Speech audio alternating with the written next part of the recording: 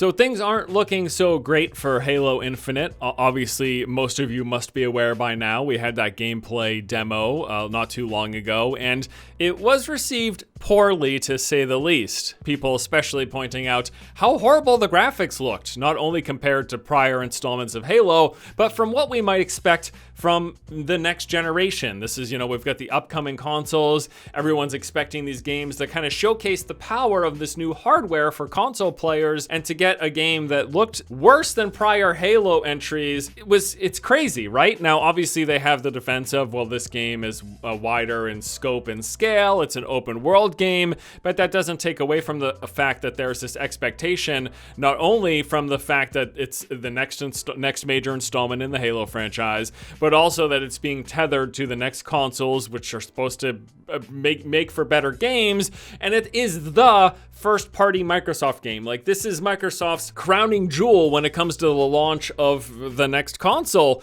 At least it was. So that trailer was a mess. People weren't happy with the way it looked, and they weren't terribly impressed. Even if you have the excuse of it being an open-world game, that aside, people weren't happy. And then the game gets delayed. So it is now outside of the window. The next Xbox console, the Series X, will be launching without Halo Infinite, and it'll be coming at some point in 2021.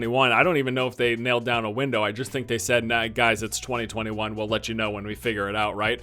So I think a lot of people saw that and they assumed, okay, this is them reacting to the feedback that they got from the gameplay demo. And then also, obviously, game development is weird right now. We've seen so many games delayed this year with pretty much every single development studio not working under normal circumstances, people working from home and having to ship assets back and forth and whatever that ends up entailing. Things are weird right now. Games are getting delayed. The world isn't in its kind of standard state, right? So that was, I guess, people would assume that was the major reason why the delay for Halo Infinite was happening. But evidently, a report that came out this morning points to a lot more issues under the surface that have kind of plagued the development of Halo Infinite, despite everything else that's going on right now. So I want to dive into this report here. The original report comes from this website called Thorot. I've never heard of this, but the turbulent development cycle is evidently attributed to a few different factors. One of the first major factors is that a lot of the game is being outsourced to third-party contractors. Now, they state here, and it is true, that this is pretty standard for AAA development. It's not normally just one studio in one building working on a game. It is very standard for different elements and parts of the game to get contracted out to other development teams to work on and then send back, and then that all gets wrapped into a one big package. So it's not unusual that this is happening, but what they're saying here is that this is happening at a much higher volume than is standard in these situations. Basically, a lot more of Halo Infinite is getting developed not internally by 343, and that is part of the problem, of course, which gets compounded by everyone working from home and people not working under their normal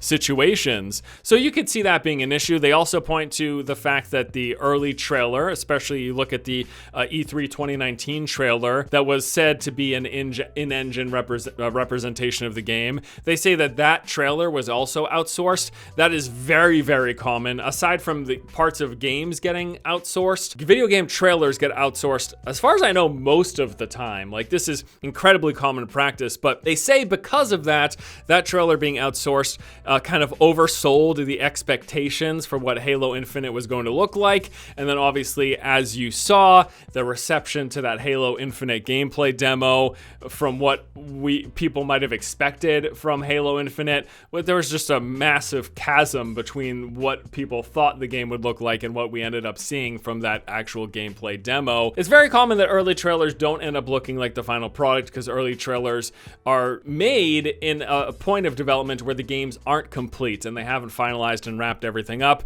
There's very egregious examples, like you look at some of the history of some Ubisoft games. I still vividly remember that huge debacle around the early showcase of The Division compared to how it looked when it launched. This isn't unusual, but this is kind of part of part of numerous issues. The next big issue that they point to is just the departure of some of the high-profile creatives in the studio, specifically Tim Longo and Mary Olson. Both of these creative directors left 343 in 2019. When this happens, I guess what they're saying here is that this is evidence that there's issues internally, like there's problems with the game's development and the kind of creative direction and how things are going. If you're seeing if you're seeing two creative leads leave in the same year, that points to all is not well in the house of 343 when it comes to how the development for Halo Infinite is going. On top of all of this, apparently there's also the issue of the Halo TV series. A source here claims that this has been a significant distraction for the 343 management,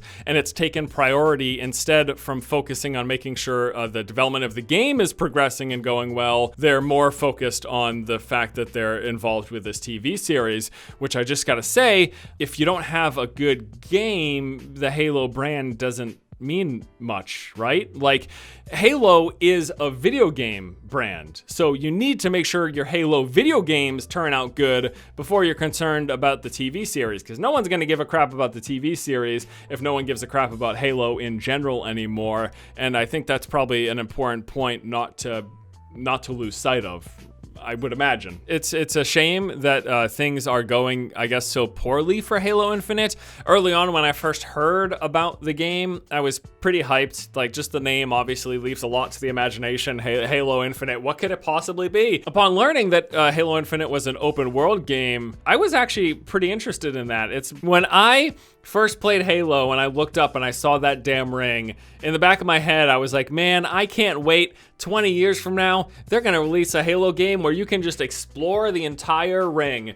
And I thought for sure, Halo Infinite's here, next gen, we're gonna do it. We're finally gonna do it. We're finally gonna go into the Halo universe. They're gonna put us on a damn ring, and I'm gonna be able to walk the entire freaking thing. Still can't do it. And maybe I'm asking too much, or maybe I'm not, given the graphical level that they're setting with this game, but I feel like, although I'm still interested in Halo Infinite, and I definitely want to check it out, especially if these rumors of Halo Infinite multiplayer BR mode end up being true. I saw that kicking around like a week or two ago. I'm definitely intrigued.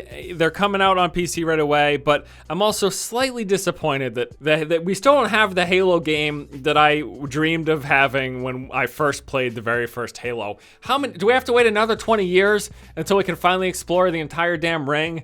I'm just nitpicking here, but it's a cool idea, right? It is. I don't know how technically possible it is. I don't know. I guess I'm still interested in Halo Infinite. My expectations are tempered now, especially realizing that they've had evidently such big issues with the development of this game, outsourcing so much of the production, more so than apparently what is standard for AAA development, and then the issues with the creative management leaving the studio in 2019, and then the higher-ups being distracted from development of the game and more focused on the TV series, which again, just, you don't have a franchise if the games aren't good, so you better damn make sure that the games are good.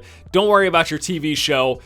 It's almost certainly going to be crap, because most video game TV shows and movies are crap. I guess with the exception of that Mortal Kombat one. And I remember liking the Mario, as weird as it was, right? But can I just say as well, just how insane it is that the next Halo game isn't coming out with the Xbox launch. Like, that was essentially the thing that Microsoft had with the launch of the next Xbox. That was their first party game, and the fact that that isn't coming with the launch of the next console is kind of crazy. Ultimately, it's a good thing for the sake of the game if they get extra development time, but I guess there's some questions here about whether or not that is even going to make much of a difference, because there's evidently some major issues going on internally with the development of Halo Infinite. And we also learned that they apparently were originally, before they delayed Halo Infinite, they were planning to launch the campaign and multiplayer completely separately. In fact, I believe I heard that originally they were just going to launch with the Halo single player,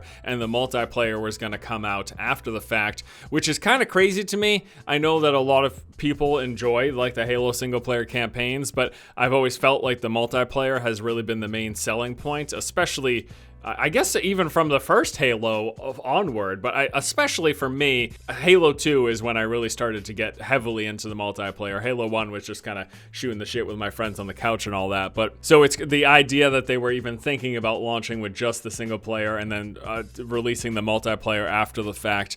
That's kind of crazy if that was actually what they were considering. But regardless, that's not happening anymore because Halo Infinite is just getting delayed entirely. Yeah, it's too bad that the development is having all of these evident issues.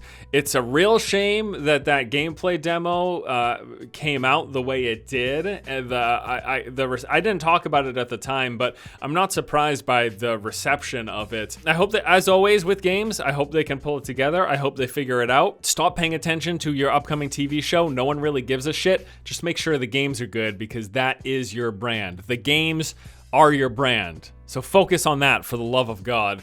And yeah, hope you do. Hope it goes well, Halo Infinite. Good luck, guys. Yeah, also the BR thing. I know people are freaking tired of BR, but Halo is just such a perfect. It's so perfect for it. I would love to play a Halo BR. I would. I know you're all tired of it. You don't want any more battle royale games. What happened to Hyperscape? No one's even talking about that anymore. I had fun with it for a couple of days, but I get it. Whatever. I just let a boy dream. Yeah. Thanks, Dunka. I'll see you guys later. Thanks for watching. See you in the next one.